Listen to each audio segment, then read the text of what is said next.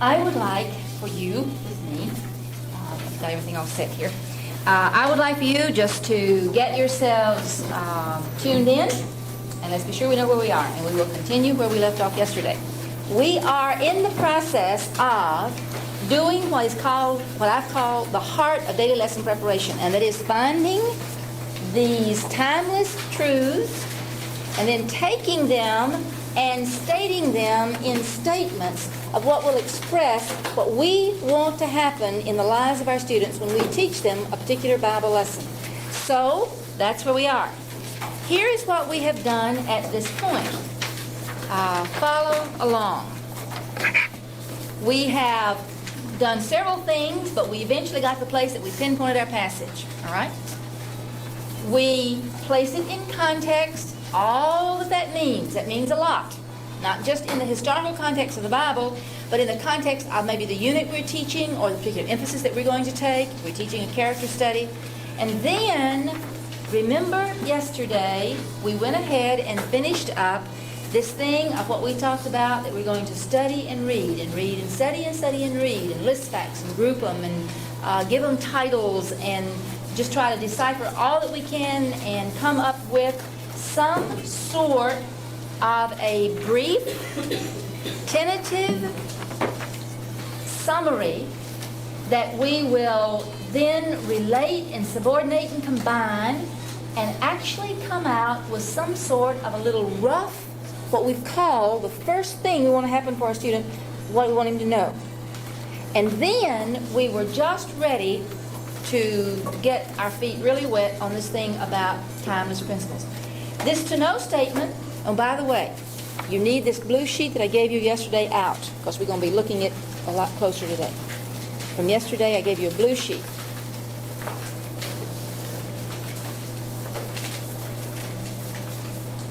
Okay, got it? I should have told you to have it out before we start. All right? Very good. Now, this to know statement of your objective is, that's eventually what's going to become. It will be more than a listing of the facts. It will be a statement that will reflect the selection of the facts that relate to the timeless principle you want to lead your pupils to see. All right, now, the biggie then is, what is the timeless principle? Okay, that's where we are. We're right here on this step number 7, trying to identify and state the timeless principle. What does it mean? What does that passage mean? What is it all about? If I had been there, what would it have been to me? What's the unique point of this passage? What's the whole thing that's behind this? And then we started with the procedure. We said the first thing we're going to do is we're going to summarize those facts. And that's what we have done here. Group them, list them, group them, summarize them. Then we are going to use that little formula that we've got right there that will help us to think in terms of what does it mean. Okay? Everybody cued in? Everybody loose. Here we go. The way I find what is timeless, the way I find the basic teaching is, I think in terms of what's time-bound, and then I strip off what's time-bound and find out what's left. Now, on the surface, when you strip off the time-bound, what does it look like? You take Moses out, that's time-bound. You take a burning bush out. You take slavery out. You take God speaking through an angel out. You just end up with nothing. But when you think a little bit deeper, what do you remember? 2 things. God's nature and the way He deals with people is consistent with His nature. It never changes. And people and their experiences and their needs are universal. That doesn't change. And timeless, that doesn't change. So what you have to do is to go behind this and say, all right, if at a similar time and or under similar conditions, in other words, that's how you discover what's timeless. A person or persons does the same or the similar standard things, you can expect the same or similar things to result. So, let's look at Moses' call. When there is a need or a job to be done, and God calls a person, asks a person, makes it clear a person to do something about it, if that person offers excuses, God will answer each with His power and His presence. He said, "I'll do it." And obedience is the only acceptable response. All right, now, I want to determine the point of the passage. In one word, what's the point?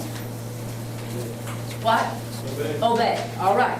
Now then, though, with understanding that we're talking about something of obedience, what we'll start doing is this. We'll write it out using timeless wording. We won't put Moses and burning bush and time-bound things in our wording for this basic teaching. We're going to use timeless wording. And do you realize that if you put in me or my pupil specifically in your timeless statement, you will appear to limit it to 1990. So you want to use when a person does such and such, or when anyone does so and so, any kind of wording that it could apply to your kids or to your grandchildren or to your grandparents in the past, any wording that could apply to anybody. That's just to help you keep it timeless in your thinking.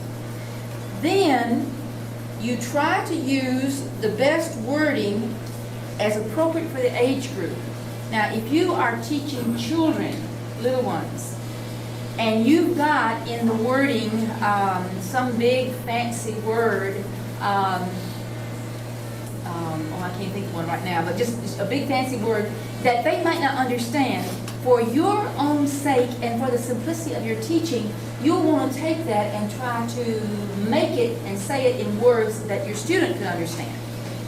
And just keep that in mind, because it's not just for children, but it would be for people who don't have a strong intellectual background or who don't have a strong biblical background. For instance, if you are teaching people in my area of the world, out in rural Mississippi, who most of them will go through high school, but most will not go to college, and you have those people in your churches, and you're teaching them in your Sunday school classes or your Bible study group, you want to be very, very careful with the vocabulary you use, that you don't use college words and make them feel they're not understanding what they've got. Now, I don't mean that you use bad grammar. I don't mean that. But you use terminology that will be understood. Now, if you're working in a business community where you've got people who are college graduates and maybe who have postgraduate degrees, then go ahead and use the vocabulary that would be the vocabulary you hear around here. A lot of us don't realize that our vocabulary in our speaking is a college of vocabulary. It's not only just a college vocabulary, but it's a college expressions. We express things collegially. Collegially, something anyway. We don't express them just like the man on the street would express them. We express them in terms that we say here. First year I taught, I almost got tongue-tied, because I began to be aware of what I was saying, and I sounded like I was talking to my friends at Columbia Bible College, not to my 7th, 8th, and 9th grade students sitting there in front of me. And it wasn't just words I was using, but it was the way I expressed myself. It was the way I put words together. And so you have to be aware of that, because you almost have to learn a new way of talking and a new way of expressing yourself. So that's just a little strong word about your communication. Then you want to be sure to reflect the unique twist of the passage. Reflect the unique twist of the passage. All right. Look at this particular event right here. Whenever you get that back. This little two-ring circus I've got going here, I hope it doesn't frustrate you. It sure doesn't make me not get so frustrated. I can keep on thinking going this way. All right? Now, over here, we've got, in a very rough sort of way, stripped down the facts to what would be timeless, and we're calling this something. We're giving this a title of a timeless expression. So, it's about obedience. But what particularly is tied in with this obedience? You could contrast this lesson on obedience with the lesson of Abraham on obedience in Genesis 22. Because in Genesis 22, he obeys, But do you have this little episode where Abraham and the Lord sit there outside of his tent and go through this great little logical, why me, and you sure you did the right thing, and you made this promise about a son, and now you're going to give him, and this doesn't make sense. And do you get any indication of that? In fact, you actually have some words in there that give you indication that it was an immediate obedience, because it says early the next morning he did so and so. Back to the word he told. So what I'm leading you to try to get you to say this to me. What very definitely is the obedience issue here? It's obedience, yes, but it's obedience. All right. It's obedience without making excuses. And when you're told to do something, you don't come up with your whole little line of excuses. You go right ahead with it. Because the only proper response to something that God tells me to do is obedience. Now, let me throw this in as a little parenthesis right here. Whenever we talked about that you would have examples, remember in 1 Corinthians 10 and Romans 15, in Romans 10, 1 Corinthians 10, Romans 15, we talked about the fact that you would have examples and admonitions and warnings. Now, some examples may be positive examples, but some examples may be negative. And what is this one? It's a negative example. In other words, this is what you don't, this is a warning. This is what you don't want to do. You still with me? All right. Okay, now then, what are we ready to do? We have found this timeless principle. It is that when there is a need or a job to be done, and God asks a person to do something about it, if the person offers excuses, God's going to answer. God has an answer for every one of them. So obedience is the only thing that's proper. That's the only proper response to make. Now, you could slice that down a little bit and make it a little bit more succinct, but you've basically got your issues that are in there. Now then, what are you ready to do? You're ready now, step 8, to take this basic teaching and express that basic teaching in terms of the whole personality of your student. You remember that day whenever we did the whole thing on the board and we ended up and we said, now all of this that we're doing is to get to a place that we can express what we want to happen in the lives of our students, and our student operates on 3 different levels. We operate on 3 levels. We're one whole person. You can't slice us into pieces. But we operate cognitively. We operate thinkingly. We operate also in a level of what we have simply called a spiritual or a emotional or a conscience, an awareness level of personalizing things or internalizing things. And then we also operate on a willful choice level. And so what we want to do is to write that basic teaching out in terms of the whole personality of my student. So, what does he look like?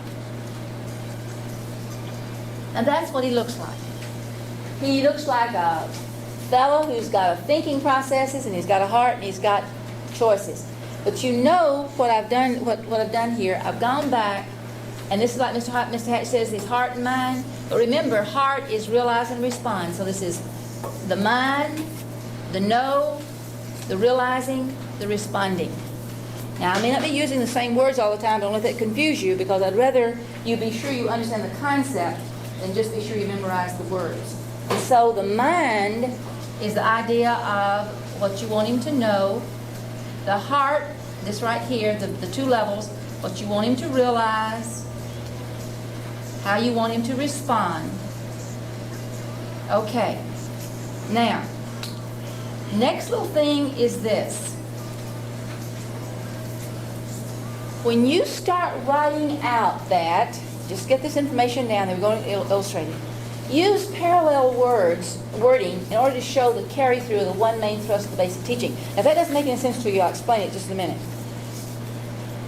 You're going to take this basic truth, and you're going to say, I want my pupil to know something about this basic truth. I want him to know where it came from. I want him to know the time-bound experience where this is illustrated.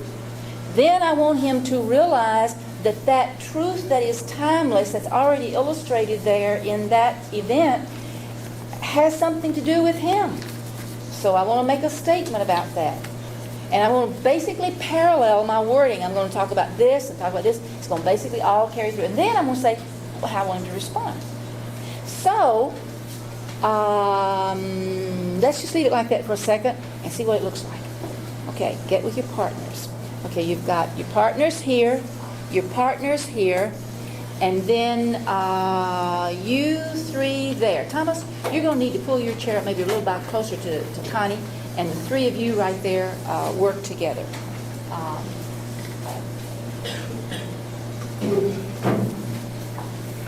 All right, now we're going to try our wings and see how we come out. We know what our basic teaching is, basically. The basic teaching is that when there is a need and God gives that, asks a person to meet that need, if he, the person, offers excuses, God has an answer for each one of those, and obedience is the only acceptable response, the only thing that's proper to respond with. So I want to take that truth now, and I want that pupil. I want my pupil to know that. How is he going to know that? Where am I going to show him where that is? Well, it's from the who and the what, the when and the where of that example that's already, that event that's already in the Bible, that's already illustrated there for him. In other words, Moses. Okay, go back up here. And basically, what you've got here is already what you want him to know, right? So you'll just say, I want to lead my pupils to know. Now, on these blue sheets, you've got right up here at the top, the to know statement explained and tells you sort of how to do it. So look at that to know statement up there, the explanation. It says, what is it? It's a statement that reflects the content of the time-bound event in the passage, the selection and the emphasis you're trying to take in, that you're taking in the passage. It will also reflect the organization or the structure of the material. Okay, now, listen carefully. It's less than a list of facts, in that it's not all details of the passage. In other words, you're not going to just say, this happened and this happened. You're not going to go through all that. You're going to select it out. It's more than a list of facts in that it shows relationship of the facts. It says on each other, or you may want to say to each other. The statement must reflect the selection and emphasis of the passage. It's to center on one character or the other and not switch back and forth unless you're doing a comparison. So our main character is who? Moses. And we're going to slant it from his standpoint. So what, let's just do the to know together. What is our to know going to sound like? I want to lead my pupils to know that when the king died in Egypt and the people cried to God for help, and God told Moses he's going to send him to deliver the people. We better put in there about the burning bush, though, hadn't we? Because, I mean, that's such a very factual thing. I don't have it up there. Well, why don't you do it together? I think you better do it together instead of my leading you too much, because if you do this one, then you're ready to just do the next one. So tie it together with your partner and see what you come up with. Just say, what do you want them to know? I want to lead my people to know that when. Okay, what do you want them to know? Somebody write it out for your team. Okay. Yeah. You've already done it. All right. All right. All right. Rick, go ahead. Somebody write it out. Somebody write. The one person write it out for you.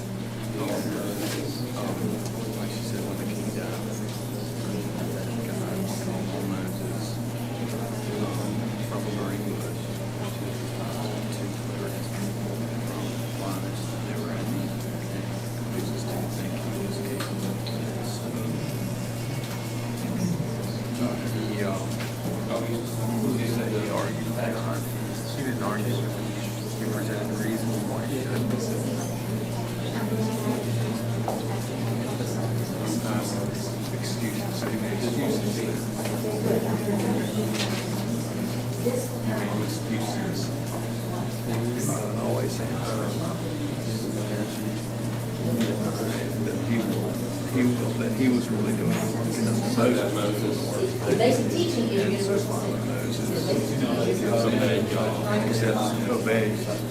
Right. In other words, He obeyed. But he didn't really obey. In ways, yeah. That he finally obeyed. That's it. all right, we have a good question over here. Let me interrupt you just for a second. And the good question was, how do you know how many facts to put in there? All right, this is a pretty good guide for you right here. At a certain time and or certain conditions, all right? What was a certain time and the conditions? Someone or someone's did something, all right? What were, who was that? What was that? And something happened as a result. Well, what was that? Use that as a guideline. The issue is you have in, excuse me, your timeless principle, what you might call elements or issues. And we're going to highlight that just a little bit more in a minute. But let's just get this little rough to no statement. Who would like to volunteer one that you put together here? Go ahead, somebody. Don't be bashful. All right, go ahead. Go ahead, good. When the king died, Nice and loud. When the king died and God heard the people's cry for help, he called Moses in the burning bush, answering every excuse with his own power, so that Moses' only right choice was to respond in obedience. All right, good. Now, did you, in your wording, make Moses your central character? No. Look at your wording. All right? Just look at that. Everybody look at, she said, no, I did not, and she didn't. Look at your wording and do what you can to make Moses your central character. All you would have to do would be what on yours, Cheryl? Just change the statement. Sure. Just change the statement and make Moses as your subject of your main clause. You follow? All right, one other person do it. Okay, do it, Tim. Nice and loud. When the king died, God heard the cry of his people. And God called Moses from a burning bush to go and deliver his people, but Moses made excuses of which God answered each one, so Moses finally agreed to go. All right, okay. Now watch carefully your wording, because is Moses your central character? In the second clause, he is. Pardon? In the second clause. In the second clause he is, yes. Did you say Moses was called by God? All right, yes. Now, look though, Moses was called by God, but that's one of the conditions. Here's the way that I think will help you. Remember this? Remember, at a certain time and or under certain conditions, it's not just historical things, folks. It could actually be the action of a person. In other words, when God called Moses, that's sort of the condition that sets this whole thing up. The obedience issue is when Moses refuses. In other words, Moses offers his excuses. All right? So why would you put when the king died in there? I mean, I didn't have that. Well, beforehand. it just, it gives you, you could just say, well, I'll tell you what, we'll polish it up a little bit. Let's look at this. Let's look at this a little bit. Maybe this will help you. This will polish it up just a little bit. I want to lead my pupils to know that when the time came for God to deliver Israel from Egypt, and he appeared to Moses in the burning bush, telling him that he was to deliver the people. You see how that wording would sort of take care of it? Then, who's your main character? All right. Moses offered excuse after excuse. However, what happened? God answered each one. Moses finally yielded and went. Now, folks, there is no such thing, listen carefully, there is no such thing as an inspired basic teaching. The wording on it can change and flip and flop, and the first time you do it, the chances are it will not end up that way by the time you get through refining it. Don't get all bent out of shape. Don't try to perfect it on the first writing. I think this is one of our biggest problems. We want it to just, the first writing, we want it to be, well, just put it down there, and then as you work with it, it will get clearer and clearer and clearer to you. Yes? I think that one up there has God as a central character. In the beginning, it does. Your beginning phrase is a clause. It's a subordinate clause. It's a subordinate clause. Your main clause is Moses. See, I want my people to know that when the time came for God to deliver Israel from Egypt, and he, God, appeared to Moses in the burning bush, comma. See, when he appeared. See, the when goes with both of those. Then comma, and telling him that he go, comma, Moses offered excuses after excuse. However, God answered each one, and Moses finally. That's not that different from Tim's, and you said, I don't think that's that different from Tim's. Okay, it may not be. You said that- Read yours again, Tim. Well, I didn't have the king died in there at first. Well, that's all right. Okay, go ahead. When God heard the cry of his people, he called Moses from a burning bush to go deliver his people. But Moses made excuses, of which God answered each one. So Moses finally agreed to go. Okay, all right. If you would just leave out your but in there and just make your clause and put a comma where you've got but, I think it makes it. Or put a subordinating conjunction at the very beginning so that the first clause To know is that not when. independent. All right, okay, good. All right. How do you start it off? When- All right, just all right, when, to know that when, okay? See, it's wording. Don't get all bent out of shape about it, but just try to word it and to perfect it, because what you're trying to do is this. The clearer you will get these, the clearer you're going to know what you're teaching for. So, we've got this down, and if you were to teach your lesson emphasizing these points, and those are the big main issues you're going to try to get across, would your students see, illustrated in the life of Moses, the truth that when God gives a person a job to do, when there is a need and God asks a person to do something about it, and that person, what's our wording over here? In other words, if you were to teach this right here and lead your pupils through that to see that, would they see that when there is a need or a job to be done and God calls or asks a person to do something about that need, if he offers excuses, God will answer each with his power and presence and beats it on something seconds. Will he see that? He would see that illustrated where? Are you with me? I'm not sure. I can't tell by your faces. See, if I go through the material and I teach this and try to get the students to see all that, I have his Bible and he goes through all this and he's seeing this and we're talking about it and we're making, asking questions here. When we get through with that, will he see this truth right here, that this is where this came from? In other words, will he see that that truth right there came from that? Should he? Yeah, he should. Maybe depend on your teaching. May depend on your teaching, but he should. All right, now then, here is our basic teaching. When God calls a person to a difficult job, he will not accept any excuses because he will provide all that's necessary to do the job. Therefore, obedience is the only acceptable response. And that's one way you can say it. You can say it the other ways that we've said it. All right, now, yes? That's got emphasis on God. Can't you put emphasis on the person in there? That, since you're focusing on Moses, should you focus on the student? When God calls a person to do a difficult job, maybe my wording right here, God will not accept, that is right there, God will not accept any excuses because he will provide all that's necessary to do the job. Therefore, obedience is the only acceptable response. Is that what you're saying? Yeah, it just seems like you switch back to God.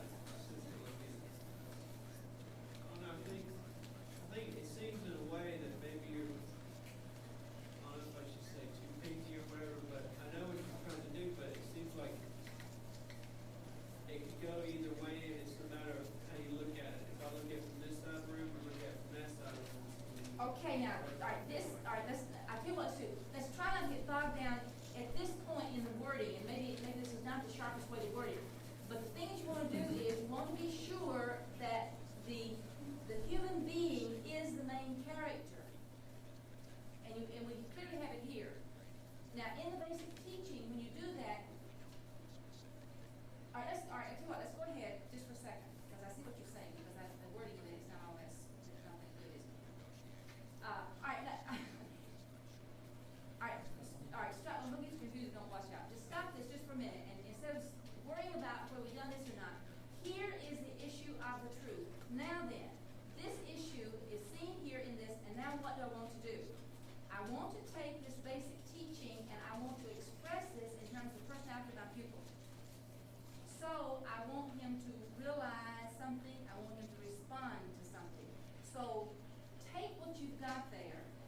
and make it into a realized statement. Let me think a little bit of what you just said to me so that I can look at this a bit better.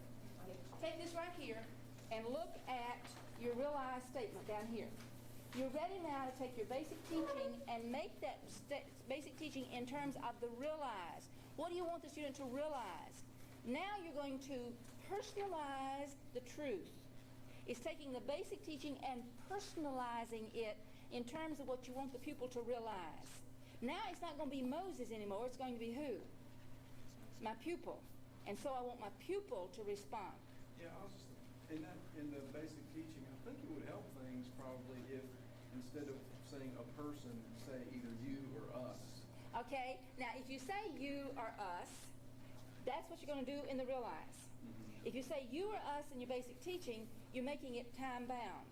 So you'll get to do that in the realize. All you're going to do now is you're going to take that basic teaching and you're going to personalize it in terms of your pupil. Now, you can say, in terms of yourself too, because you certainly want the Lord to speak to you. But let's think it in terms of our pupil first, and we're going to show it in terms of ourselves in a moment. But look at your realized statement.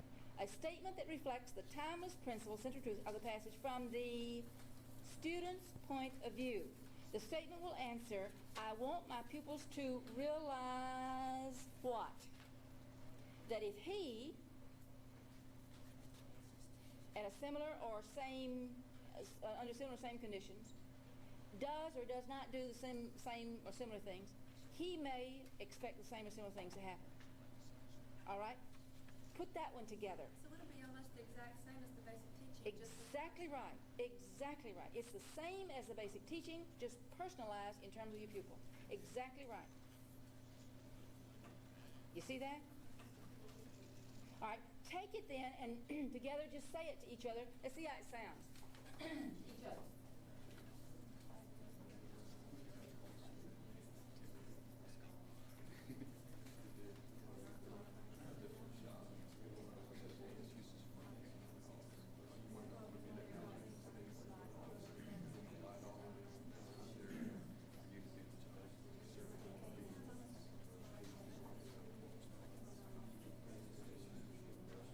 Although you can say, I had it from the When God calls us to do something, we should not make excuses. We'll provide all that is needed. We should obey the Lord to do it. Okay. Is that the realized statement? That's the realized. Okay. So you're going instead of Separate. you're talking about us now. Well, I want my students to realize that when God calls people to Yeah. to do something. But the realized is personalized. He should either be we or you. Yes, exactly. Because I usually because I want to. You want to be really in this too. Yeah. Okay, folks, I fixed the basic teaching. I couldn't think on my feet very well, but when y'all were working, I could think a little bit better. And this is what Byron was saying. See, remember I told you earlier that you should parallel your wording? That's all I had to do was just to go back and parallel, and that got me out of hot water, which you got me in just a moment ago. And this is the way it looks. When God calls a person to a difficult job, comma, that person must not give excuses because God will provide all that's necessary to do the job. Therefore, obedience is the only acceptable response. Are we all happy with that? Yes, Connie. Is it important to have, because God can provide all that is necessary for the basic teaching? Okay. To streamline it, no. But to give it a unique twist, the issue of excuses in here, in this particular lesson, is shown very, very clearly that God provided an answer for everything he offered. So in that sense, it would make it very uniquely that passage. So because that passage has God providing the answers to us, we should have that. Yes, yes. But unique and basic are kind of contradictory a little bit. I'm sorry? The words unique and basic are kind of contradictory a little bit. When you talk about a basic teaching, should there be a unique twist in something basic? All right, okay. All right, good. If the word basic teaching bothers you, and that's very legitimate because I have had a number of people who that term, basic does something in their heads. So call it the timeless principle. The central truth, the timeless principle. Because basic in our minds, we translate to mean that's just what's there. Just the bottom, just the simple bottom line of what's there. So talk the timeless principle. Because you want it to be unique. Remember? Have it uniquely worded, have it uniquely that particular passage. All right, now then, if that's what, all right, now what I want you to realize then, this is what I want you to know from this truth. Now, what I want you to realize. Somebody say, go ahead, Rick. All you have to do is insert student. And All right. When God calls the student to a difficult job, the student must not give any excuses because God will provide all that is necessary for the student to do the job. Exactly. Therefore, the student must obey. Exactly. Exactly. And then, what do you want him to do? All right. Obey and not offer excuses. Now, when you have a negative example, when you get down to the respond, you can switch it and say it positively. Are you following me when I say that? Because you can say it negatively if you want to, but you can switch it and say it positively if it's a negative example. All right, now then, let me see if this can take us to our next step before the bell gets us. Look right here and add this little statement down there. I've got that little wording there. It says, note that parallel wording, the parallel wording, and then it says, note that color coding can help. Now, I may be in trouble when I do this because of the little adjustments I made right here. Let's see what this works. But let me tell you something, folks. Let me tell you something. Every time I do one of these things, when you get the more input you get and the more clear thinking you get, it gets sharper and clearer and better. And so this is why I say there is no such thing as an inspired basic teaching or inspired statements and objectives. You keep working with them and polishing them and working with them and polishing them, get them as sharp as you can. And that's what your aim is. All right, now then, color coding can help. Look at this particular thing right here, and let's just look at the to know part first.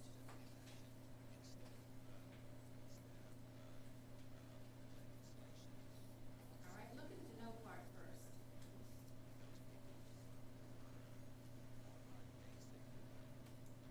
How many issues, how many elements, how many aspects of the development of that truth that's in there is in that passage? How many of these aspects, how many of these elements? You've got the issue of the job, delivering the people, right? You've got the issue of the person offering the excuse. You've got the issue of God answering every one of those excuses. Sorry. And then you've got the issue of Moses finally obeying. You see that? The issue of the job, the issue of the excuses, the answers, and the obedience. Now, some of you who are down the pipe just a little bit, do you know what that actually turns out to be eventually in your lesson plan? You've got the job, you've got the excuses, you've got the answers, you've got the response. It basically is going to turn out to be your what? Your outline. It's going to basically turn out to be, we'll deal with this, and then we'll deal with this, and then we'll deal with this. Now, it might be that the excuses and the answers in this outline might be done simultaneously along by each other. You follow? But that's basically what you'll work with. You'll develop this concept about the job, the need, the problem, the issue, the task. Then you'll develop this whole idea and God telling Moses he wants to do it. And then you'll develop the issue about the responses that he makes to the excuses that he makes. And then God's answers to excuses, and finally you'll go. That is just sort of the way it organizes. So look at this, and this is what got me out of hot water a while ago. Now let me see if I got myself in hot water by doing this. Nope. I underlined it right. It's better this way. So I will rework this before next year. I promise you. All right. Here is the job. The blue. See it? A person must not offer excuses. Okay? Moses offered excuses.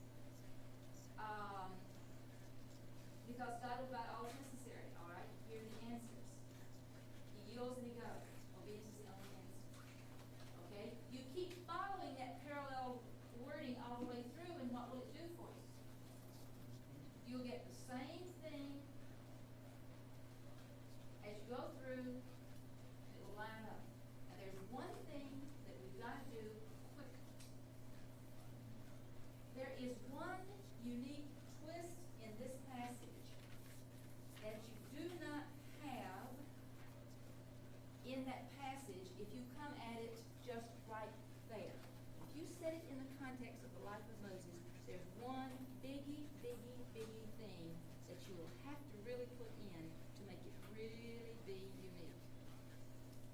Remember I told you that whenever Moses was out there on the backside of the desert, and the Lord says, you know, I want you to go, I've heard the people's cry, they're in trouble, I'm going to do something about it. And I told you that Moses was proud at that point, saying, yay, yay, yay, yay. But then when he said, now Moses, you're going to go, why did Moses give excuses? Think. Pardon? Because he tried before. He tried before. He was wanted for murder. He murdered the guy. All right, he was running because, in other words, he had messed this deal up before. Now that's where Acts comes in. Remember I told you the Acts passage? That he supposed that they would understand that God by his hand would deliver them. But what happened? They didn't catch on. So God was asking Moses to go do it. What kind of a person is he asking to go do the job? A what? A failure. A person who's tried before and failed, and God's saying, I want you to go, and I want you to do it. And so, we'll do this tomorrow in genuine way. To really, really, really make it have its unique emphasis. You've got to put that little extra thing in there. Because that's what makes it really emotional. Because he tried, folks, and he failed. So then when you get through with that, you've got a little bit more of a twist on the application of the truth. Ever felt like a failure? Well, join the crowd. You know, you're not the only one. But God uses failures to go do his work. And excuses won't make any difference, folks. It won't make any difference. You might as well just not even worry about making excuses because you got to go and do it anyway. Okay, good. You're dismissed.